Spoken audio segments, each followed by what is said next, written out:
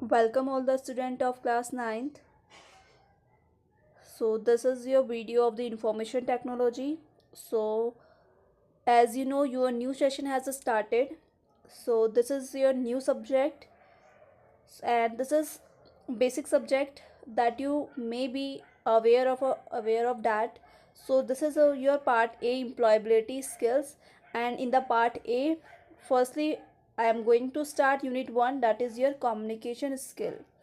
And in the communication skill there is a topic method of communication and elements of communication cycle. So I am going to tell you all about the method of communication, what is communication, and what are the methods of communication and elements of communication cycle.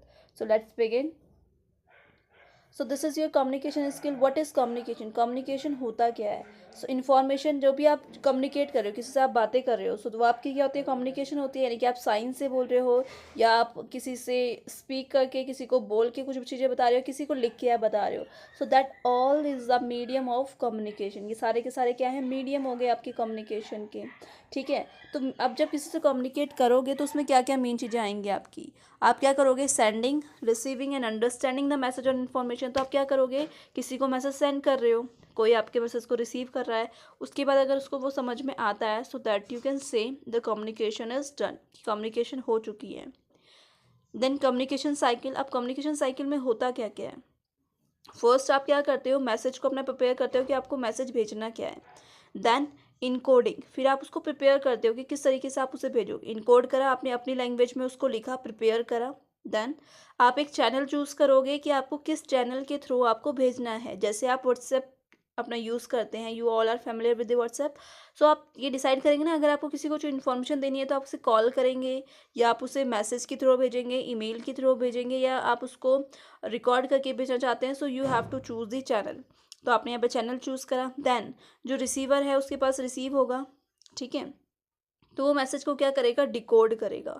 Decode means क्या करेगा? उसको तोड़ेगा, अपनी language में समझने की कोशिश करेगा कि आपने उसे क्या भेजा है.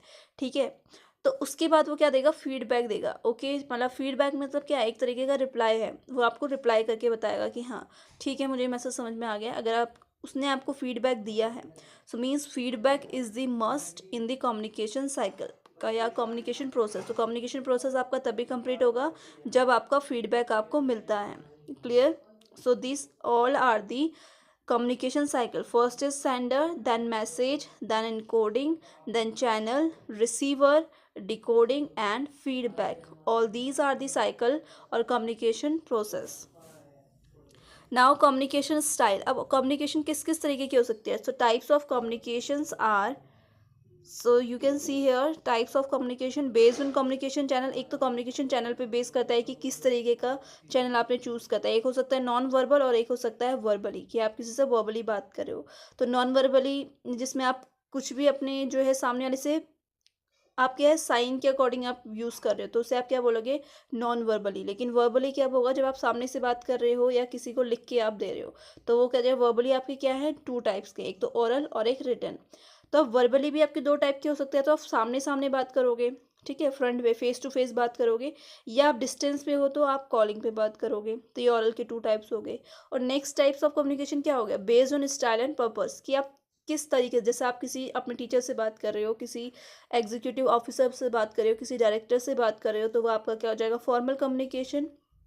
अगर आप किसी अपने फ्रेंड से बात कर रहे हो या अपने किसी कुलीग से बात कर रहे हो, तो उसके जो वे ऑफ टॉकिंग होगा वो आपका अलग होगा, वे ऑफ कम्युनिकेशन डिफरेंट होगा. तो that is your informal communication. So these are the communication style. Verbal communication is use of language to transfer information through speaking और साइन लैंग्वेज. आप क्या कर सकते हैं वर्बली में? आप क्या कर रहे हो? इन्फॉर्मेशन को ट्रांसफर कैसे कर रहे हो? या तो स्पीकिंग करके या साइन लैंग्वेज के through. It is one of the most common type often use during presentation, video conferencing and phone calls. तो ये आप क्या करते हो? वर्बली, जो वर्बल होता है वो आप उसको वीडियो कॉन्फ्रेंसिंग के थ्रू भी आप वर्बली बोलोगे उसे. ठीक है. देन अगर आप किसी मीटिंग में हो या कहीं पे प्रेजेंटेशन दे रहे हो, या किसी से आप कॉल पे बात कर रहे हो, या किसी से फेस टू फेस बात कर रहे हो, सो ये सारी की सारी चीज़ें आपकी किस में आ जाएगी? वर्बल कम्युनिकेशन पे. ठीक है. Then next,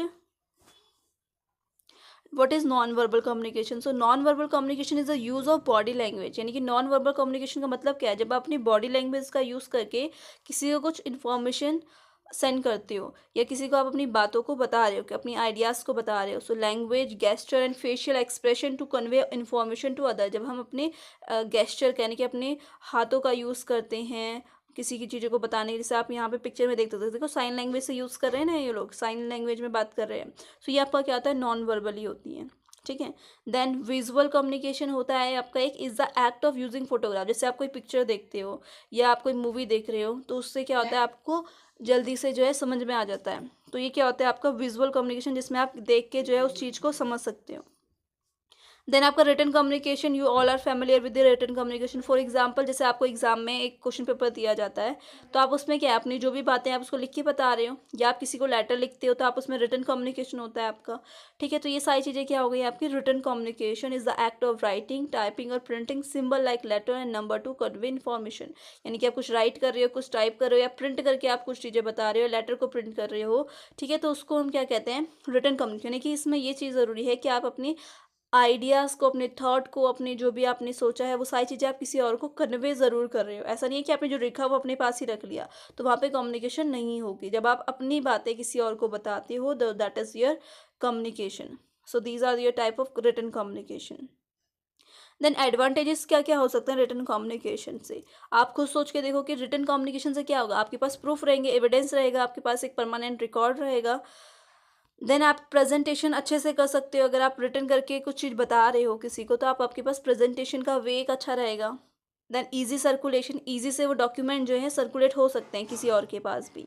then suitable of statistical data, अगर कहीं पे आपको डाटा को इंटरप्रेट करना है वर्बली, तो वहाँ पे आपके पास क्या है, पूरा रिटन में होगा, आप उसको वर्बली किसी को बता सकते हो।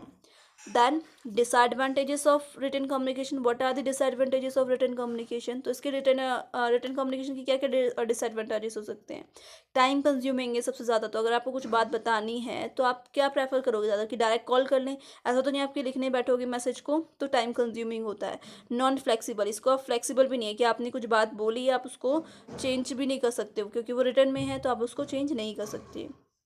नो स्कोप फॉर क्लैरिफिकेशन, आप उसमें क्लैरिफिकेशन नहीं दे सकते हो, या आपसे सामने वाला कुछ पूछना चाहता है तो भी वो आपसे नहीं पूछ सकता है, तो यहाँ पे आप क्लैरिफिकेशन के चांसेस कम होते हैं। डिमांड राइटिंग प्रोफेशंसी, और ये क्या होता है, जो आपके एजुकेट पर्सन होंगे उन्हीं को समझ में आएगी ये चीज़ें, है ना, उनके लिए तो, वरना वो जो इलिटरेट पर्सन होंगे उनके लिए तो कुछ मायने ही नहीं रखेगी, उनके लिए कि एकदम ब्लैंक शीट हो जाएगी वो, ठीक है। तो क्या है इसमें, scope of clarification. Then your verbal communication and non-verbal communication I have tell you earlier. So that down next is your, what are the advantages of verbal communication and what are the disadvantages of verbal communication, and advantages of non-verbal communication and disadvantages of verbal communication. So that is the main point in your this two topic.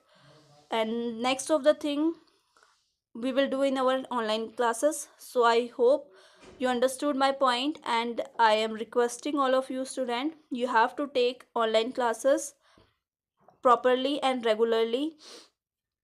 So thank you so much.